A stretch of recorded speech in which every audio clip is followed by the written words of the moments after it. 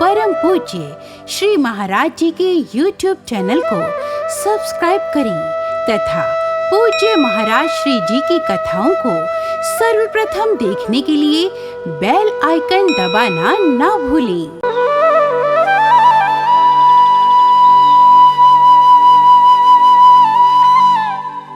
तीसरे महात्मा है, नाम है सनातन, और तीसरा आश्रम है वानप्रस्थ आश्रम।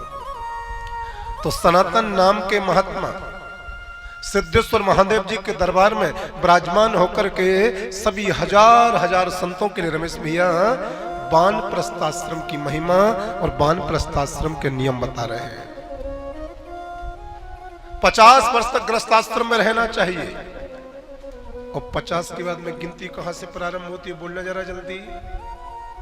50 के बाद में क्या आता है हिंदी में? 51। तो गिनती शिक्षा दे रही है, गिनती सिद्धांत दे रही है, गिनती बता रही है। 50 तक रंगों में रहो, सप्त रंगों में रहो, बहु रंगों में रहो, अनेक रंगों में रहो। कभी लाल बन जाओ, कभी गुलाबी बन जाओ पाठक के जैसे, कभी पीतांबरी बन जाओ, कभी नीलांबरधारी बन जाओ, कभी काली कमली वाले बन जाओ। लेकिन जैसे 50 पूरे हो में, और गिनती कहती है 51, अर्थात घर को छोड़ो और वन में प्रवेश कर जाओ मेरे प्यारे।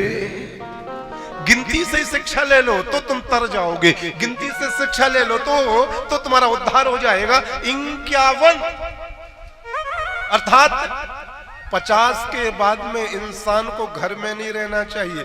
घर में रहो तो वनवासियों के जैसे रहो, या फिर वनवासियों के जैसे घर में ना रह पाओ तो घर को छोड़ करके वन में ही चले जाओ मेरे प्यारे। क्योंकि 51 से ही वानप्रस्थ आश्रम प्रारंभ हो जाता है। कलयुग में इंसान की उम्र 100 वर्ष बताई है, लेकिन 100 वर्ष कोई कोई ही पहुंच पाता है, कोई कोई ही पहुंच पाता है। तो 50 साल दिए हैं कि आप संसार वालों को जियो, संसार में रहो, संसार के रंग बिरंगों को देखो। लेकिन 50 के बाद की जो शेष जिंदगी है वो केवल आप अपने उद्धार के लिए, आप अपने कल्याण के लिए, आप अपनी सद्गति के लिए, आप अपने मोक्ष के लिए, आप अपने भगवान को पाने के लिए लगाओ मेरे प्यारे। 50 के बाद में जितनी भी जिंदगी हो। वानप्रस्थ आश्रम का सिद्धांत क्या है? वानप्रस्थी वन में निवास करे, जटाजूट को धारण करे, वन के कंद मूल फल इनको ही प्राप्त करे, इनको ही खा करके अपना पेट भरे। पत्नी को यदि घर में छोड़ करके जाना हो तो जाओ, और यदि पत्नी भी आपके साथ में जाकर के समर्पित होकर के भगवान के ध्यान धारणा समाधि या भगवान के भजन में जीवन बीतना चाहती हो तो अपने साथ में पत्नी को भी ले जाओ। लेकिन एक कक्ष में वानप्रस्थ आश्रम में प्रवेश करके पति पत्नी को नहीं रहना चाहिए। एक बेड पर पति पत्नी को शयन नहीं करना चाहिए, एक कमरे में रहना नहीं चाहिए। यदि वन में भी पति और पत्नी वानप्रस्थी बन करके जा रहे हैं तो दोनों को एक एक अपनी अपनी पर्णकुटी बनाना चाहिए। दिन भर भले ही साथ में रहे, कथा सुने, भजन करें, सेवा करें, लेकिन जैसे रात्रि का समय हो तो पत्नी को अपनी पर्णकुटी में जाना चाहिए और पति को अपनी पर्णकुटी में जाना चाहिए। प्रेम से बोलो नर्मदे हर। तपस्या के लिए शीत ऋतु में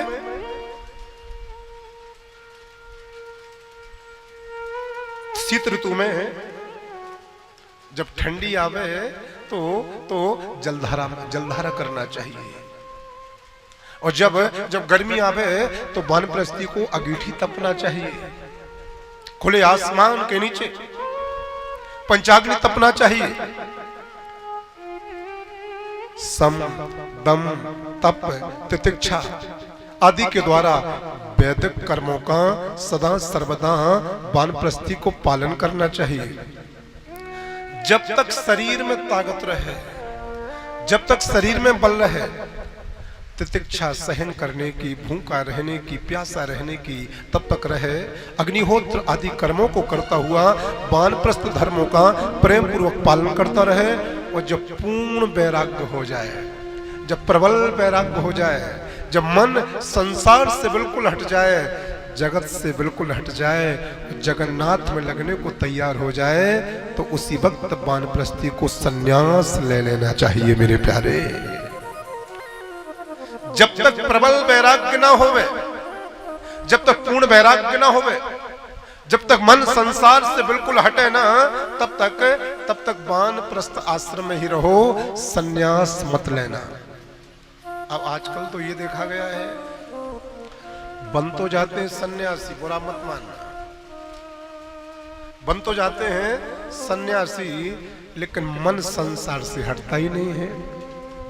मन संसार से हटा नहीं और सन्यासी बन गए तो कोई मतलब नहीं सन्यास लेने का। सन्यासी किसको बनना चाहिए, सन्यास किसको लेना चाहिए, सन्यास आश्रम में किसको प्रवेश करना चाहिए? श्री ये सनातन नाम के महात्मा बता रहे हैं कि जब संसार से बिल्कुल वैराग्य हो जाए, न पत्नी की याद आवे, न पड़ोसियों की याद आवे, न बच्चों की याद आवे, न परिवार वालों की याद आवे, दिन में आंखें खोलो तो भगवान का दर्शन होवे, रात्रि में आंख खोले भगवान की याद आवे। जगत से जिसका मन हट जाए, जगन्नाथ में जिसका मन लग जाए, उसको ही संन्यास लेने का अधिकार है मेरे प्यारे।